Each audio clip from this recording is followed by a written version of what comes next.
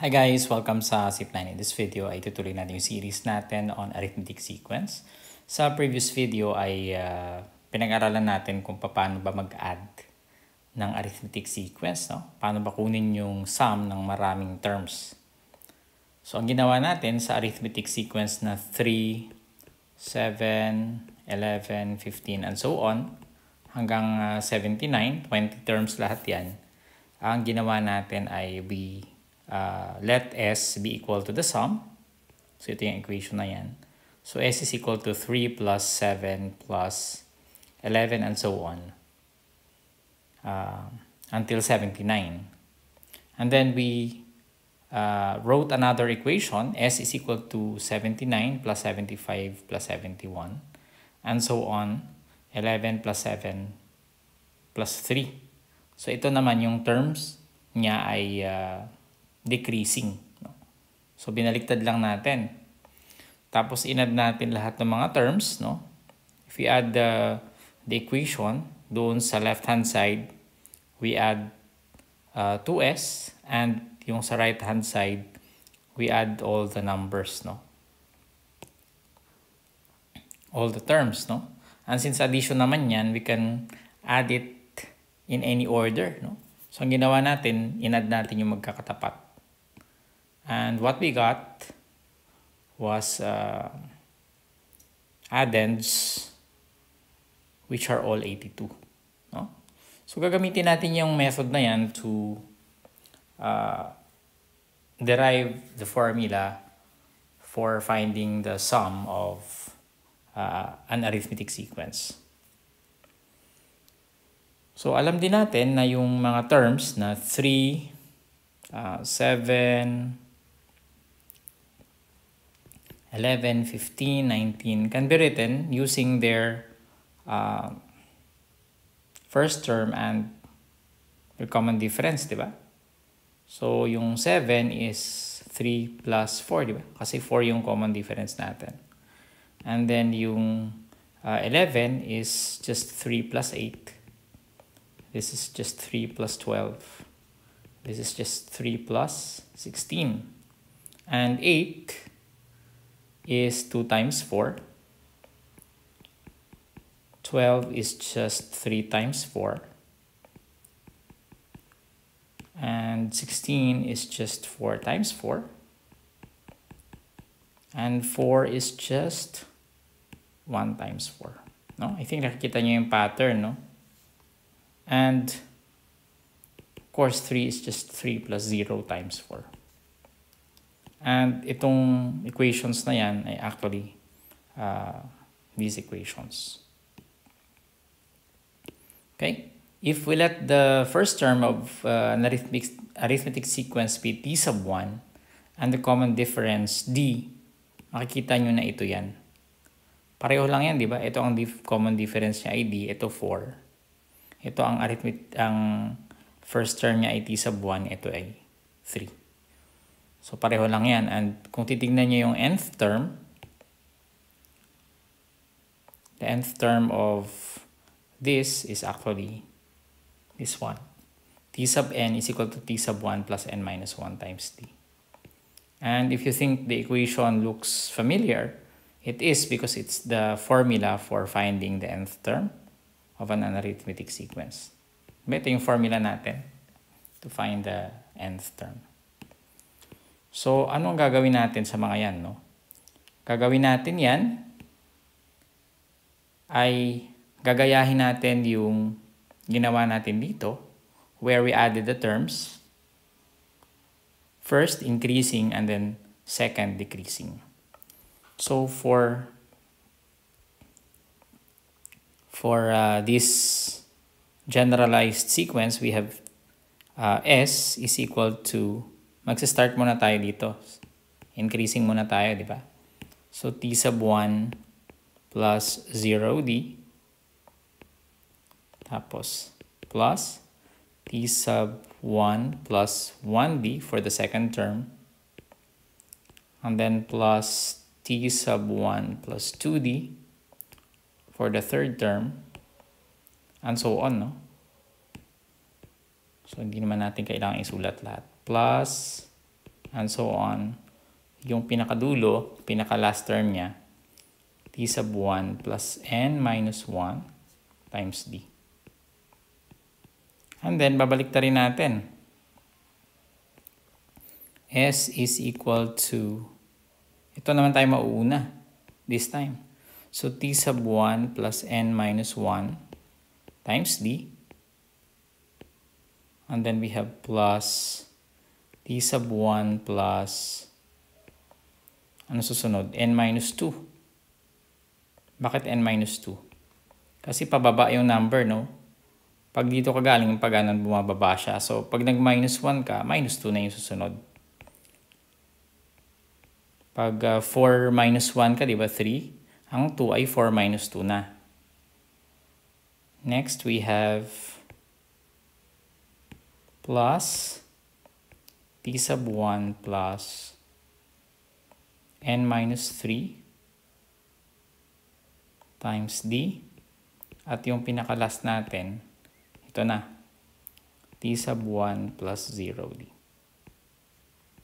Pinakamaliit. Alright, so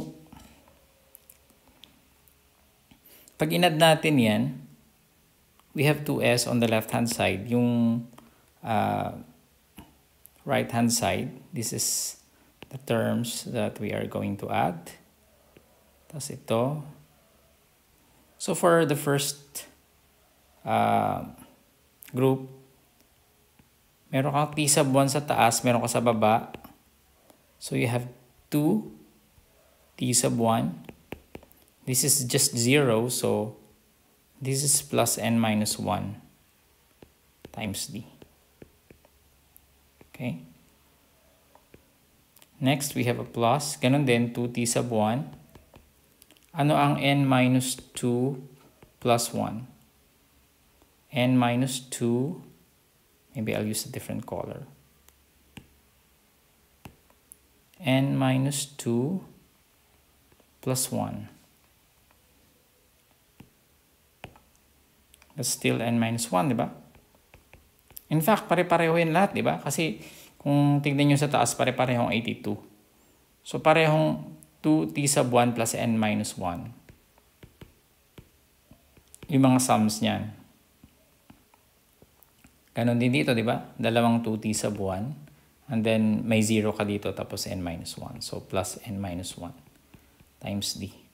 Ang tanong, ilan ito? Ilang 2t sub 1 plus n minus 1 times d?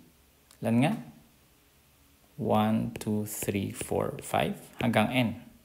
So, n addends. When I mean addends, ito yon per ano siya, per group siya.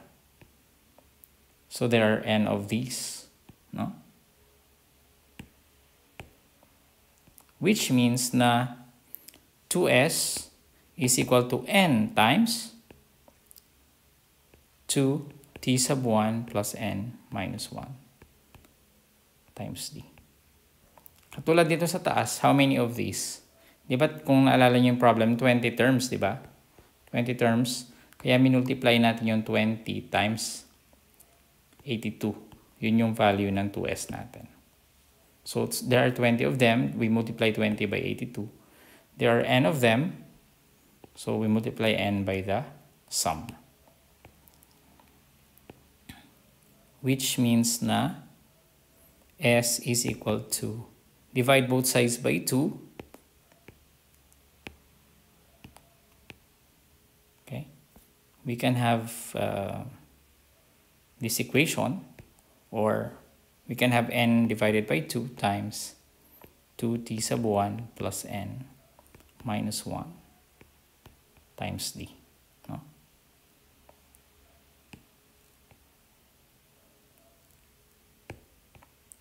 Which is the formula for the sum of the n terms of an arithmetic sequence. No?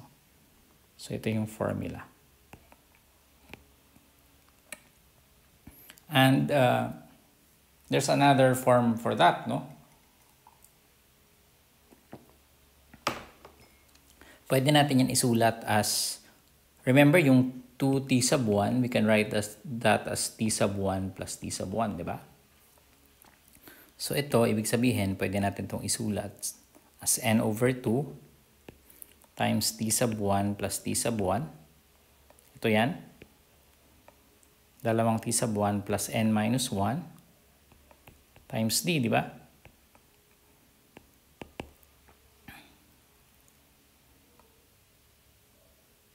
Okay? But, anong familiar dito sa term na yan? This is this term, di ba? Which is equal to t sub n. So, pwede natin ito palitan ng t sub n. Which means that we have another formula na s is equal to n over 2 times t sub 1 plus yung entire term na ito ay t sub n o entire expression. So, n over 2 times t sub 1 plus t sub n. So, kung given na yung t sub n mo, yung nth term ng sequence, hindi ka nadadaan dito. Hindi ka nadadaan sa complicated formula. Lagay mo kagad yung t sub n. Okay, so bago tayo magtapos, let's have one example. Tignan na natin yung 3, 7,